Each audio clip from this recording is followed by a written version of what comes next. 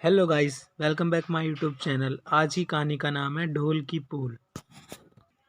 एक बार भूख से दुखी एक गीदड़ जंगल से निकलकर गांव की ओर आ गया। उसने सोचा गांव में कुछ ना कुछ खाने को अवश्य मिल जाएगा।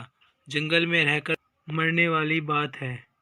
गांव से बाहर चौराहे पर थोड़ा बहुत तो खाने को मिल गया, लेकिन उसे भूख उसकी भूख इतनी प्रबल थी कि उससे पेट नहीं भर सका। अब वह फिर गांव की ओर चल पड़ा।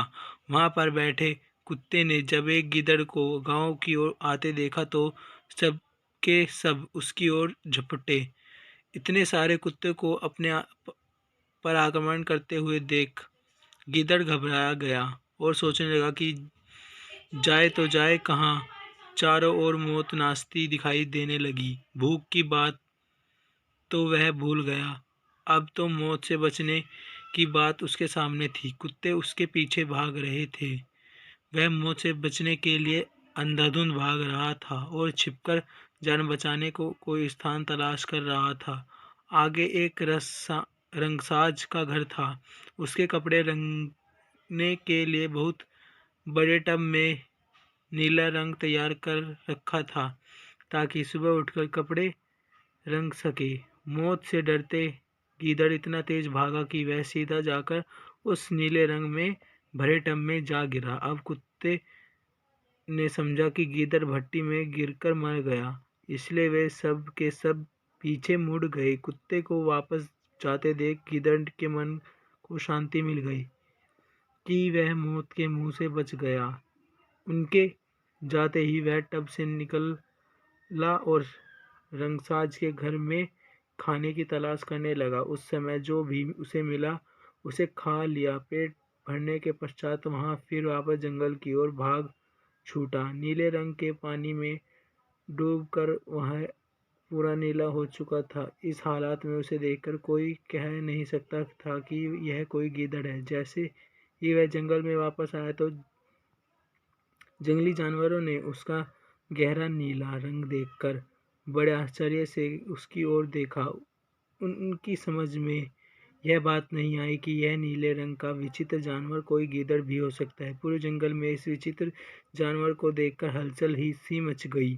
सब जानवर उससे डरने लगे और डर के मारे इधर उधर भागने लगे। गीदड़ समझ गया कि यह सब के सब उससे डर रहे हैं। अब तो उसमें एक नया जोश आ गया। उसने ऐसा लगा कि वह काफी शक्तिशाली हो गया है। तभी उसने भागते हुए जानवर को आवाज दी, भाइयों, हमसे डरो मत।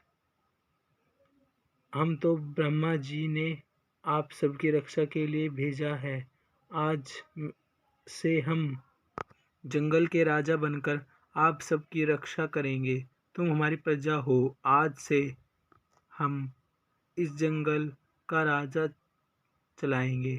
गिद्ध ने कहने पर सब जानवर वापस आ गए। उन सब ने मिलकर अपने नए राजा का सम्मान करते हुए उसे ऊंचे मंच पर बैठाया। वहां पर उस गीदड़ ने अपने मंत्रिमंडल की घोषणा की।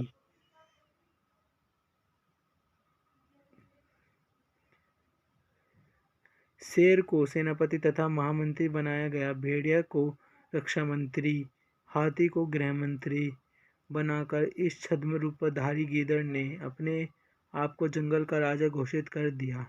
जो गीदड़ कल तक भूखा मरता था, आज उसकी सेवा से सारे जानवर तैयार खड़े थे। शेर और चीते उसके लिए हर रोज नए नए शिकार लाते थे, जिसे वह बड़े मजे से खाता। छोटे मोटे जानवर उसकी सेवा के लिए तैयार रहते। कुछ दिन उसमें उस गीदड़ का जीवन ही बदल गया। अब वह खूब मोटा ताजा हो गया। अब उसके जीवन में आनंद ही आनंद था। खूब खुला खाना, आराम की नींद, सोना। उसने तो कभी सपने में भी कल्पना नहीं की थी कि वह कभी जंगल का राजा भी बनेगा। एक बार साथ के जंगल से गीदड़ों का एक बहुत बड़ा दल शोर मचाता हुआ उस जंगल में आ गया। सबके साथ मस्त होकर नाच रहे थे, गा रहे थे। नकली राजा गीदड़, जिसने ब्रह्मा जी का नाम लेकर इन सबको धोखा दिया था, अपने गीदड़ भाइयों को नाचते गाते देखकर अपने तख्त से छलांग लगाकर नीचे उतर आया और अपने भाइयों में मिलकर उनकी भाषा से ही गाने और नाचने लगा। दरबार में बैठे शेर, चीते, बाघ, भेड़े और हाथी आदि को समझते देर नहीं लगी कि यह जानवर तो असल में गीदड़ है, जो हम सबके ब्रह्मा जी का नाम लेकर धोखा देकर हम पर राज करता रहा है। हम लोग आज तक इस नीच गीदड़ की ही हुजीरी करते रहे और यह दुष्ट धोखेबाज गीदड़ हम पर हुक्म चलाता रहा। कितने शर्म की बात है हमारे लिए। उसी समय क्रोध से भरा शेर क्रोध भरी दहाड़ मारकर उठा और उस धोखेबाज गीदड़ पर टूट पड़ा। गीदड़ ने अपनी जान बचाने की पूरी कोशिश की, मगर शेर के आगे उसकी एक न चली। दूसरों को धोखा देने वाला वह छद्म